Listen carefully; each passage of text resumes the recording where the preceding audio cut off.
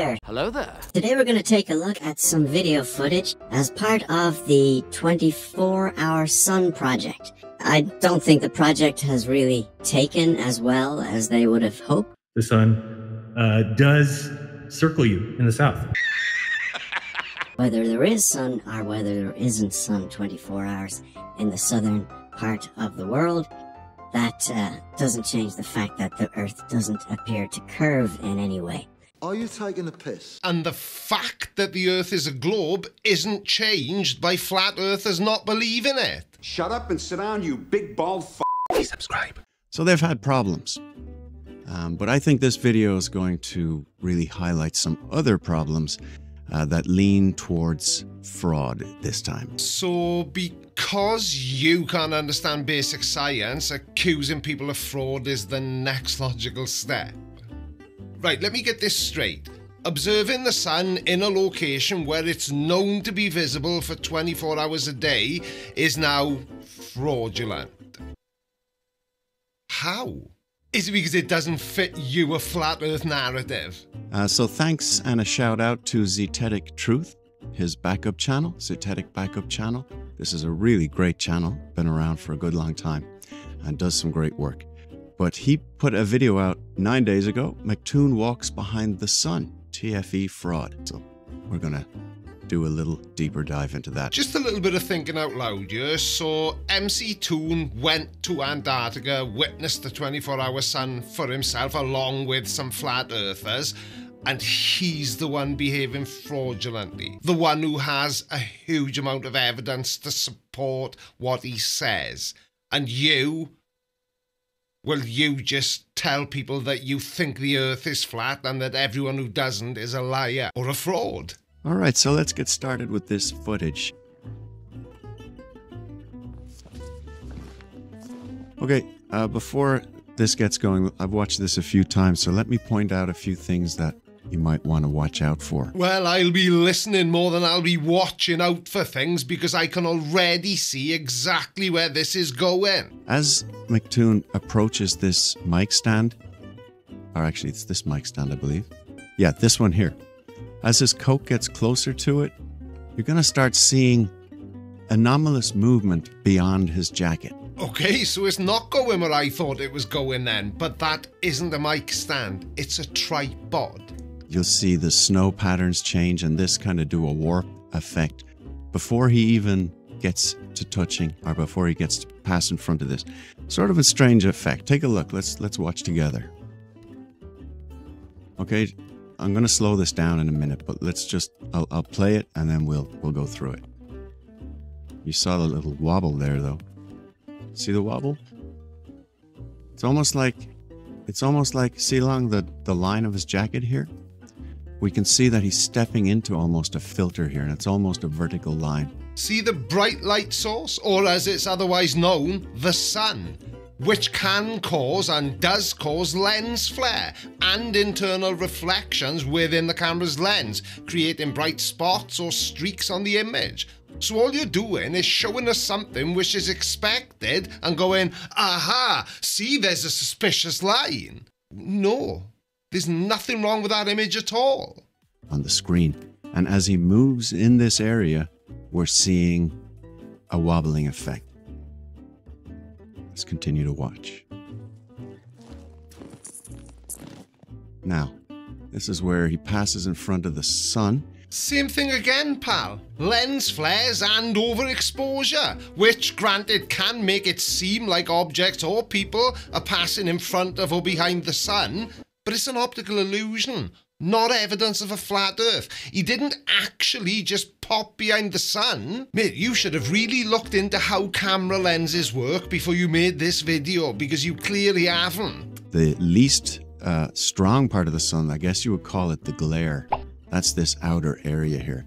The sun itself, when there's a glare like this, would only be relatively small in this area.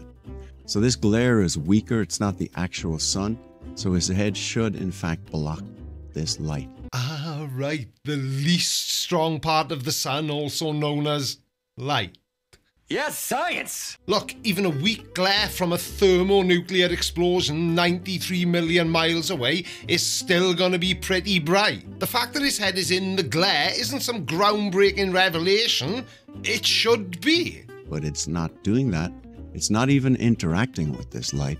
His head has gone completely behind it. And you don't think that that's maybe because the actual sun, and I mean the real one, is 93 million miles away from Earth? So that does make it a little bit tricky for anyone to interact with.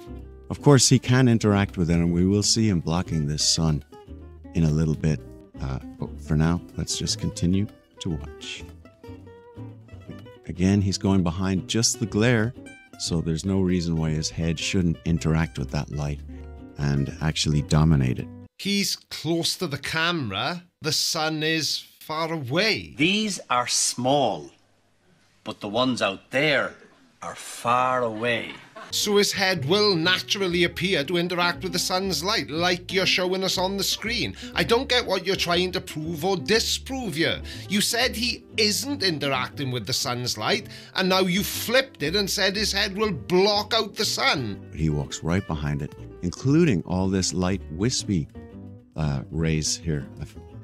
He has absolutely no effect on that light whatsoever. And yet, 2 seconds ago, you said that MC Toon's head will dominate the sun's light.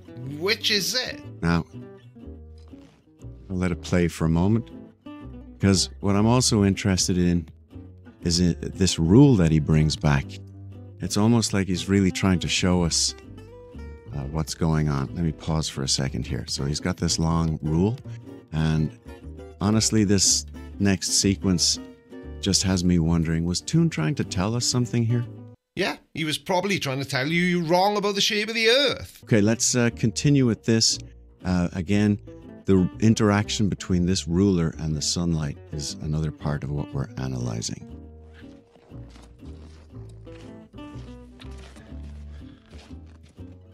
So look, the ruler isn't even interacting whatsoever with the outer glare of the sun there. Mate, are you watching this video with your eyes open? Even I can see that because of the way the sun behaves and interacts with objects on Earth, that the top corner of that ruler is blown out and invisible almost. Again, just like McToon's head didn't. But I thought Mike's head was going to dominate the sun. Make your bloody mind up. Now, when it hits in front of the sun, it blasts this area here between the rule and the sun. Can you make any sense of anything this guy's saying, or is it just me completely misunderstanding what he's trying to prove? What we're looking at here is impossible with natural light. Yeah, but it isn't strictly natural light, is it? Yes, the sun is a natural light, but it's being viewed and you are looking at it through the lens of a camera. So you have to consider how camera lenses behave as well. Let's keep watching. So, just not like a natural sun. Now he's covering the whole sun there. Wow. Try and stop it right in the middle. Like, look at that. That's a very unusual appearing shot. Yeah, very unusual. At the start of your video, you said that Mike was going to go behind the sun. You just showed his ruler blocking out the sun. Now you're surprised at this next shot? I am so confused, because all you're showing us is things that should be happening and do happen because the Earth is a globe. Dave? Yeah, what's going on between that rule and the sun is strange. You see this line here expanding and shrinking back, and just what's going on with this kind of reflective activity. Very, very unusual. Very, very unusual.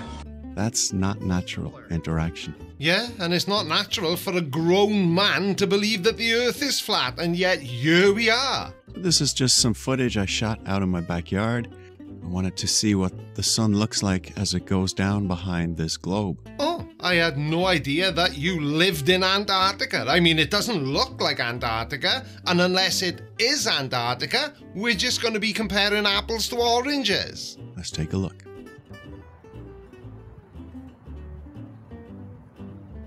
No, there's no way this guy is being serious. When you said you were going to see how the sun interacts with the globe, I thought you meant the actual globe, you know, the one we live on, not a desktop globe. What are you doing? Okay, so this is what I was talking about earlier. The glare around the outer part of the sun is not that strong. So the globe, you know, chewed into that. And you can see just at the outside that the glare was overtaken by the physical material of the globe, but the sun itself is starting to take a bite into the globe.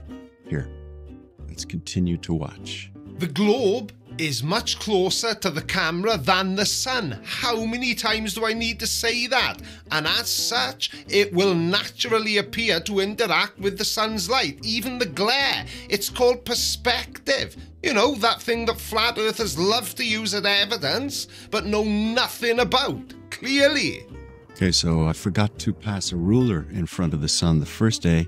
I came back a couple of days later with this, and the sky was definitely a little more muggy, but we're still getting the same kind of effect from the sun. So let's take a look.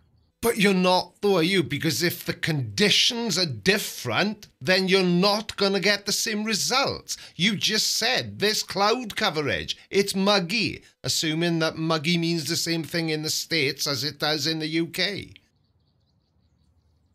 Okay, yeah, first you can see again, similar to the globe and the hat, that the outer glare gets overridden by the material of the ruler, and then it passes through. The sun itself actually seems to bite through the ruler, and then once you pass the halfway mark, the sun quickly gets small again. The ruler basically covers the sun, but you can see it's washed out on both sides, to the left and to the right, and then the sun starts to appear again in a mirror of how it went away on the other side of the rule. Do you know, I've just realised that I could have saved myself a hell of a lot of time and effort here, because the second he showed the first pictures of MC Toon, and we all knew that it was because of how lenses behave, I should have said, try again when you know something about what you're talking about, but I didn't, did I? So there's 8 hours of my life I'm not getting back. Everything you were saying is just because you don't understand how camera lenses work. Plain and simple. You've proven nothing apart from that. Okay, let's once again return to the scene of the pantomime, and let's see what we got. Well, it would seem that what we've got is a person who watches Level Earth Observer, and he's always wrong as well. Something very off about this. Hope you've enjoyed today's video. Come to your own conclusions. I have come to my own conclusions, and those conclusions are that you're a flat earth moron. I have, and the conclusion I've come to is that you're a flat earth moron who hangs on the word of every other flat earth moron, and you know nothing at all about the topic you've been discussing. I can't wait to see if Dave McKeegan responds to this video, because he will tear you to shreds. See you again on Friday. Love you. Bye. So a woman goes to buy a new pet parrot, and the prices are $100, $200 and $15. So she asks, why is the last one so cheap? And the shopkeeper replies, well, he used to live in a brothel. The woman, who loves a good bargain, handed over the $15. Now when she gets home, the parrot says, cool, a new brothel. So the woman laughs. And then her 2 daughters come home, and the parrot says, awesome, 2 new prozzies. And the girls laugh as well. And a few minutes later, when the dad gets home, the parrot says, well, bloody hell, Pete, I haven't seen you for weeks.